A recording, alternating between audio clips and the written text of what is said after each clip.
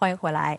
美国国务卿布林肯在伦敦出席七国集团外长会期间接受采访时强调，中美目前并非处于冷战关系，而是竞争和合作并存。中美在多个领域都有明显的共同利益，希望双方通过对话减少误会。美国将一直支持一个中国政策。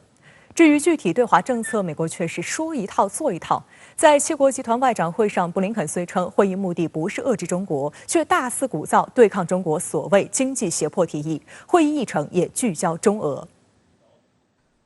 美国驻华使领馆从本周二开始恢复为中国留学生办理签证。此前，美国取消了对中国和其他几个国家学生的旅行限制。有媒体到美国大使馆北京签证中心探访，发现北京签证中心现场可以用冷清来形容。这可能与近期签证刚刚恢复，很多不确定因素仍存，许多同学还在观望状态有关。上周五，美国驻华大使馆举行媒体圆桌会，领事处总领事毕文林透露，学生可在课程开始前的120天申请签证，但最早只能提前30天进入美国。美国驻华大使馆新闻文化处副新闻发言人盛哲明将这项新政形容为非常好的消息。他说，中国学生赴美留学对其自身和美国高校都有好处，而且也有益于改善美中双边关系。不过，有参与居民融合战略以及某些高科技领域学习经历的中国学生，仍然受特朗普时期发布的10043号总统公告的限制，难以申请签证或必须接受额外调查。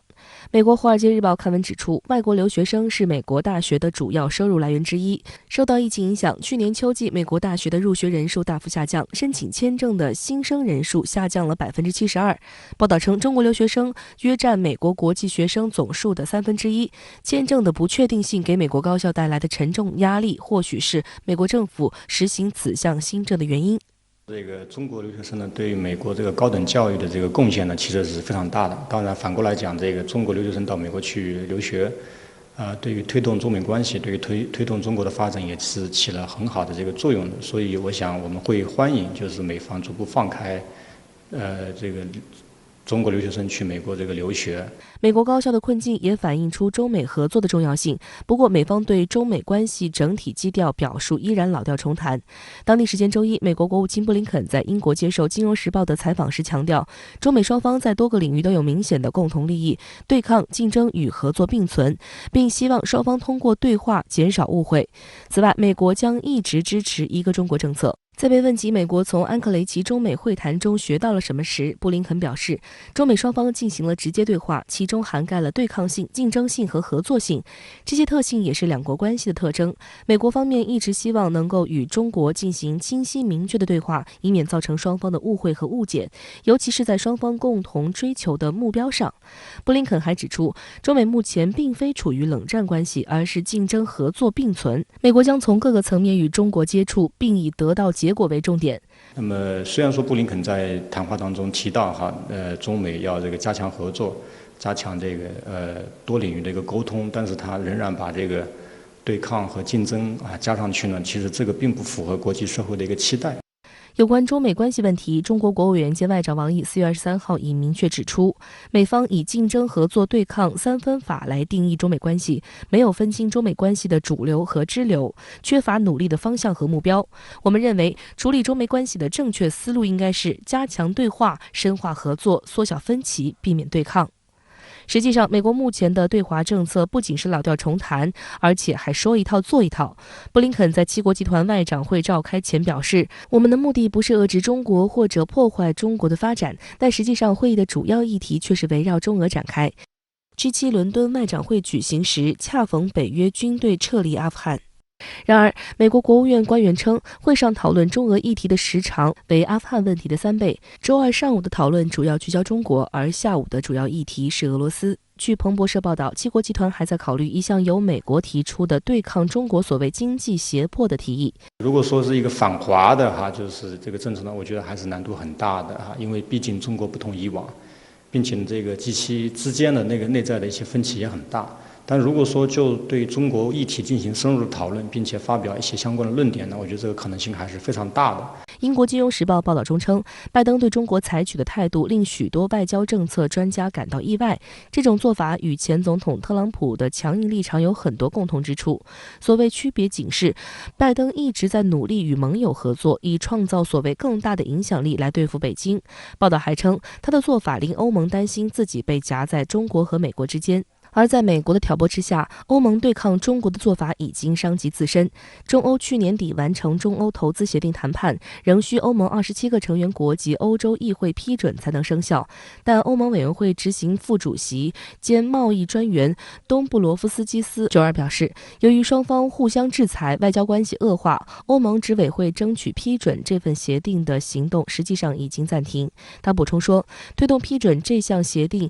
将取决于中国与欧盟的关系能发展得多广泛。此次欧盟单方面暂停中欧投资协定审议的理由十分荒谬，恰恰是欧盟首先基于谎言和虚假信息颠倒黑白，粗暴干涉中国内政，以所谓新疆人权问题为借口对中国有关个人和实体实施单边制裁，公然违反国际法和国际关系基本准则，严重损害中欧关系。中方所作所为完全是对等反制，合情合理，无可指责。针对中欧投资协定是否受到影响，中国外交部发言人华春莹早前曾表示，中欧投资协定不是一方给予另一方的恩赐，是互利互惠的。要看到在新冠疫情以后，中国经济的这个复苏和这个程度呢，令世界瞩目。我觉得这个欧洲要在经济上复苏，恢复到这个新冠疫情以前的一个前景呢，可能需要中国的合作。当然，中国也希望得到这个欧盟的这个合作，所以从长期来看呢，我觉得中国还是会继续推进这个协定。欧盟委员会周二表示说，鉴于在相互制裁后中欧外交关系走低，争取批准中欧投资协定的努力已暂停。那您对此怎么看呢？欧盟委员会副主席就表示说，鉴于目前欧盟与中国相互制裁，不利于批准这一协定，所以呢，欧盟暂停了批准中欧投资协定的进程。这其中非常关键的是暂停，而不是终止或者是冻结。其中的原因呢，欧盟的解释就是说，中欧关系的气氛不利于中欧投资协定的批准。在去年年底，中欧双方完成了投资协定的谈判，但是这一协定最后落地生效，还需要欧洲议会以及27个成员国共同批准。就在此过程中呢，欧盟对中国实施了30年来的首次制裁，中方做出了反击。有欧洲议员就以此坚决反对中欧投资协定，因此当下中欧关系的气氛与中欧投资协定落地还是存在着温差。暂停中欧投资协定的批准也是当下中欧关系的一个缩影。中欧双方在拜登上台之前完成了投资协定的谈判，其中的信息和意图也是非常的明确，那就是在投资等经济合作领域，中欧的合作是可以保持一定的独立性。欧盟并不依赖美国。拜登上台之后呢，迅速拉拢欧洲国家，以人权作为借口，协调一致对华制裁，在中欧之间打入了楔子。同时呢，以所谓的基于规则的国际秩序，将欧洲拉入到美国的外交轨道。中欧投资协定成为中美欧战略三角关系重要的议题。中欧投资协定是双方达成的高水平、互惠互利的均衡的投资协定，并不是欧盟对中国的优惠或者是施舍。对于欧盟的决定，我想中国有足够的耐心和信心静观其变。另外呢，中美欧三角关系意味着各方要为各自的利益服务，对于己方的利益需要有独立的判断。当然呢，欧盟要成为具有战略自主能力的一方，就需要与美方保持一定的距离，同时呢，也会把人权等议题纳入到中欧关系的框架之中。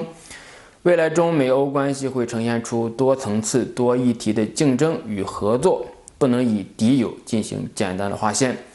美国国务卿布林肯在参加七国集团外长会议期间对媒体说呢，中美之间存在着诸多可以进行合作的议题，美国坚持一个中国的原则。同时，布林肯表示，美国不寻求遏制中国，换句话说，美国和欧盟在对华政策上是存在着差异的。美国也无法生拉硬拽地把欧盟绑到美国对华政策的战车上面，而是需要妥协和协调。从另外一个角度来看呢，这也为中国对欧对美外交提供了更大的回旋空间。